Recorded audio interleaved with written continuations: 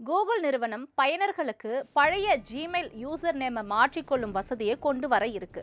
குறிப்பா இதன் மூலமா புதிய கூகுள் கணக்கு உருவாக்காம அதே கணக்குல புதிய ஜிமெயில் முகவரியை தேர்வு செய்ய முடியும்னு தெரிவிக்கப்பட்டிருக்கு.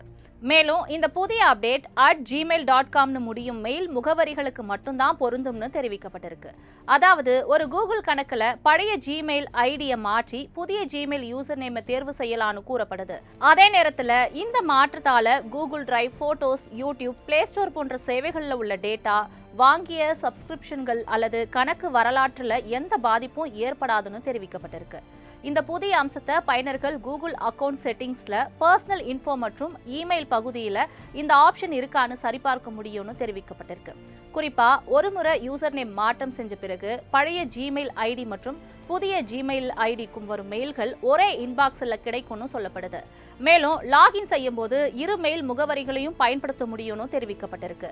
குறிப்பா இதுல சில கட்டுப்பாடுகளும் விதிக்கப்பட்டிருக்கு. அதாவது ஒரு முறை ஜிமெயில் யூசர் நேம் மாற்றிய பிறகு அடுத்த மாற்றத்திற்கு 1 வருட காலம் காத்திருக்க வேண்டும்னு சொல்லப்படுது.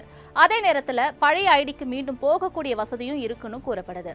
மேலும் ஒரு கூகுள் கணக்குல அதிகபட்சமா 3 முறை மட்டுமே யூசர் நேம் மாற்ற முடியும்னோ, இதன் மூலமா ஒரே கணக்குல காலப்போக்குல 4 ஜிமெயில் முகவரிகள் வர பயன்படுத்த வாய்ப்பு கிடைக்கும்னு தெரிவிக்கப்பட்டிருக்கு.